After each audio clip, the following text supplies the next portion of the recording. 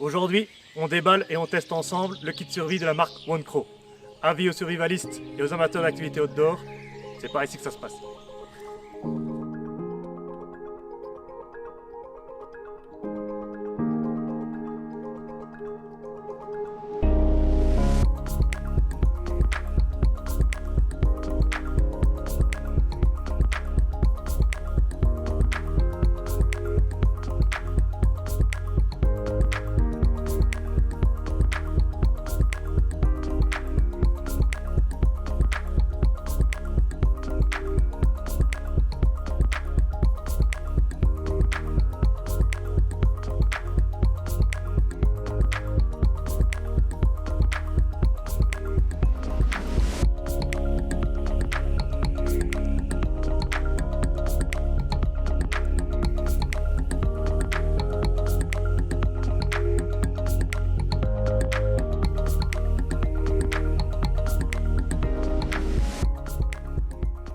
Bonjour et bienvenue chez Woodlanders. Il y a peu, j'ai été contacté par le boss de la marque OneCrow et il m'a dit à peu près ceci. Alors surtout, tu bouges pas.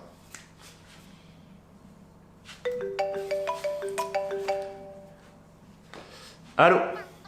Lui-même? Ben ouais, carrément. Toi, tu bouges pas, j'arrive. Et nous voilà aujourd'hui avec ce fameux kit.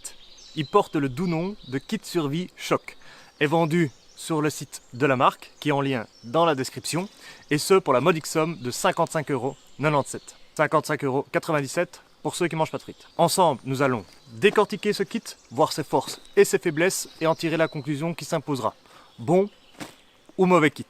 Restez jusqu'à la fin de la vidéo pour le savoir et plus encore. Mais avant ça, on va voir ce qu'il y a dans le ventre. Et là, je vais laisser ma place à un expert. Et ouais, désolé de vous décevoir, mais c'est encore moi. Donc, on va regarder ensemble cette pochette. Dans un premier temps, l'aspect général. Donc, la couleur vive, idéale pour signaler à tout le monde que c'est une pochette d'urgence. La taille, pratique, portable, tout en étant d'un beau volume. On a à l'arrière des passants type molle pour l'attacher sur des systèmes et des sacs à dos qui le possèdent. Et pour finir, ici, on a velcro mâle et velcro femelle pour pouvoir le tacher du sac ou de l'endroit où on l'a mis sans devoir enlever tout le système. On va regarder ce qu'il y a à l'intérieur. Donc ça se passe par ici et par ici.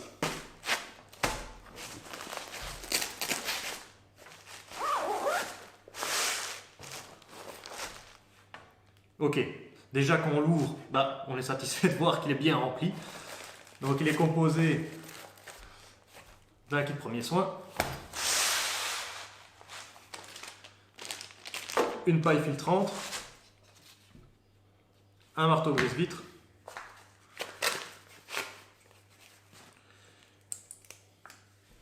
une pince multifonction,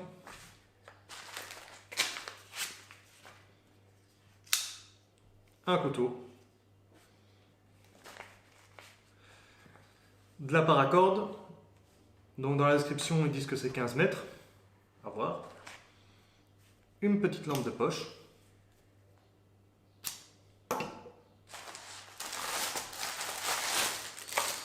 la suite du couteau, hop,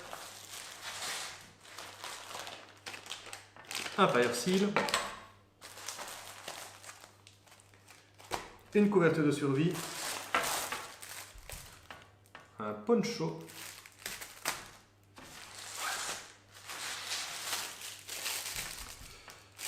un kit de pêche, une scie filaire, un sifflet de détresse et pour finir un petit mousqueton, boussole et thermomètre. Pour moi, cette pochette est le mix parfait entre un kit survie et un kit d'urgence. Celui-ci, plus propice pour des situations d'urgence. Qu'est-ce qui me fait dire ça? Le marteau ici brise-vitre avec le coupe-ceinture qui n'a rien à faire dans un kit survie à proprement dit, mais qui a tout à fait sa place dans une voiture lors d'un accident où là on doit l'avoir directement à portée de main. Donc ceci, on l'enlève du kit, on le met directement dans sa voiture. Ensuite, toute la partie bobologie, premier soin, avec un kit premier soin et une couverture de survie habituelle. Bon, on va regarder ce qu'il y a dans le kit premier soin et c'est par ici que ça se passe. Donc pour le kit premier soin, alors, on va l'ouvrir. On a un garrot, ça on a des choses à dire là-dessus. Une pince, ok. Un petit bandage, des paires de ciseaux, plastique, des compresses, on en a 4, un petit rouleau de tape médicale, des pansements, voilà, un pansement grand format, il y en a 2, des petits pansements, on en a 4, et alors des lingettes pour désinfecter. On en a quand même pas mal. Antiseptique. Apparemment, c'est 2 différentes. Donc voilà. Ici, moi, ce qui me saute le plus aux yeux, c'est qu'il est déjà bien fourni. Pour un petit kit premier soin, il y a de quoi faire. Par contre, et ça, les copains, ceci. Alors, avis aux amateurs. Si ceci, pour vous, c'est un garrot, vous pouvez aller vous pendre avec. Parce que ça sert strictement à rien. C'est ce qu'on appelle dans le jargon médical, oui, un garrot, qui n'a rien à voir avec un tourniquet. Donc ceci, on le met à un avant-bras, on serre un bon coup, ça permet de gonfler les veines et de faire des prises de sang beaucoup plus facilement. Donc à part si vous voulez vous faire des petits shoots sur le bord de l'autoroute ou que aux caisses, ça va vous servir à rien du tout, ceci. En aucun cas, ça ne va arrêter une hémorragie massive. Donc ça, on dégage. Pour ce qui est du reste, hop. Bon, ça c'est anecdotique, je ne sais pas si on sait vraiment enlever quelque chose avec, mais le reste est vraiment utile pour moi. Les ciseaux, ça, top, vraiment, ils ont l'air robustes, couper les vêtements, etc. par-dessus les blessures, top. Et niveau consommable, niveau pansement, il y a vraiment de quoi faire pour les petits bobos. Pour les gros bobos, on complétera la trousse avec des éléments plus avancés, plus robustes et plus adéquats. Mais elle a l'avantage d'être présente et d'être assez bien fournie. Pour ce qui est du reste des éléments, on a vraiment des éléments qui correspondent à chaque rubrique des priorités de la survie. On a des éléments ici pour se confectionner un abri avec par exemple le poncho, la paracorde et la civière. On a des éléments pour se signaler au secours avec le sifflet de détresse, la petite lampe de poche, de quoi se faire un feu, le fire steel et le couteau. Et ensuite, pour tout ce qui est nourriture et hydratation, on a la paille filtrante avec son contenant et le kit pêche, qui peut aussi servir de kit piégeage pour pouvoir faire des collets, etc. C'est un kit assez complet, on a un petit peu de tout dedans, on a des hameçons, des poids, des appâts, vraiment complet, donc bonne chose. Vous l'avez certainement remarqué, il y a 2 éléments dont on n'a pas encore parlé jusqu'à présent. La pince multifonction et le petit mousqueton qui fait à la fois boussole et thermomètre. Ce genre d'objet, c'est un peu gadget, certainement. Le thermomètre, si on veut savoir la température qu'il fait parce qu'on se pèle le jonc, voilà, ça y est. Et la boussole indique le nord, c'est un plus. Ensuite, la pince, je suis un peu dubitatif. En situation d'urgence, elle a tout à fait sa place. Et c'est quand on en a besoin et qu'on l'a pas, là, on l'a dans le... Ouais, c'est pas faux. Voilà, elle est dans le kit, donc on va pas se plaindre. Maintenant qu'on a fait le tour des éléments qui composent cette trousse, on va aller sur le terrain, voir ce qu'il en est. Le déballage, c'est bon. Côté test maintenant, on va s'attarder sur 2-3 éléments qui me semblent importants. Ouais, 2-3 autres aussi. On commence avec la paille filtrante, élément phare du kit. Ce qu'il est bon à savoir à propos de l'eau, en plus qu'elle est indispensable à tout être vivant, est qu'elle peut être souillée par 5 grands types de polluants. Vous inquiétez pas, on y reviendra dans une vidéo dédiée. Pour ce test, j'ai volontairement pris de l'eau bien dégueu. Enfin, ce que vous voyez, c'est surtout les sédiments et autres petites crasses qui traînent au fond des cours d'eau. À l'intérieur de la paille, il y a un filtre, et il bloque les sédiments, ainsi que les protozoaires et les bactéries. Donc 3 des 5 types de polluants de l'eau. Il reste les virus et les produits chimiques qui ne sont pas filtrés. À titre informatif, les virus en Europe, rien de bien méchant. Tandis que les produits chimiques, c'est plus problématique. Donc regardez bien où vous prélevez votre eau, car certains signes ne trompent pas. Hey. À la sortie de la paille, on obtient une eau claire, débarrassée de la plupart de ses polluants. En l'état, elle est potable. Si vous avez un doute et que vous voulez être sûr à 100% que cette eau est bien potable, il n'y a plus qu'à la faire bouillir.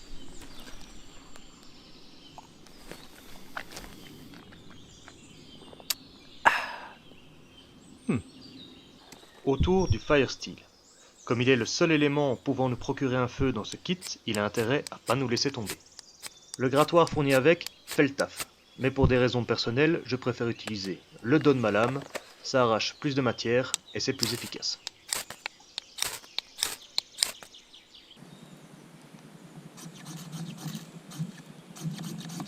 Mon avis sur ce fire steel, à mon goût, il est un peu dur. On préférera une barre de ferrocérium plus tendre qui permet d'arracher plus de matière et provoquer une jet d'étincelle beaucoup plus intense. Mais ça, c'est les préférences de chacun. Au final, le boulot est accompli, on a un début de feu, c'est ce qu'on lui demande.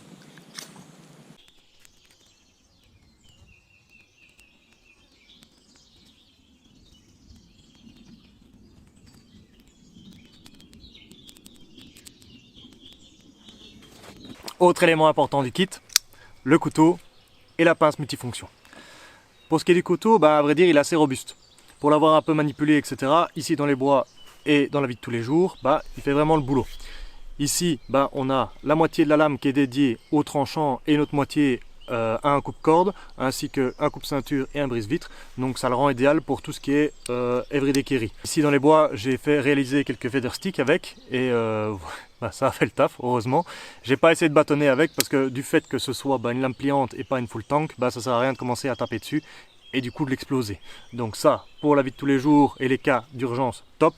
Pour la survie pure et dure, on prendra plutôt un full tank, bien sûr. La pince multifonction, avec tous ces outils, se révèle très pratique. Alors, on a une scie, une lime, une petite lame anecdotique, des tournevis, des ouvre-boîtes. Voilà, tout ça sont des outils supplémentaires qui, en cas d'urgence, sont vraiment utiles. La pince avec son coupe-fil, par exemple, top.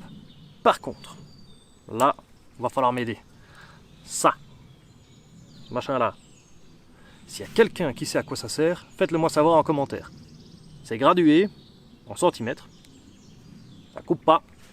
Bon. En début de vidéo, je sais pas si vous vous souvenez, mais je vous avais parlé aussi de 2-3 autres éléments. On va voir s'il marche. Ah, ça marche. Ça marche. Ça marche. Ça prend du temps et c'est chiant. On dégage. Et ça. Eh mais ça va pas. Ah ouais, non, ça marche pas.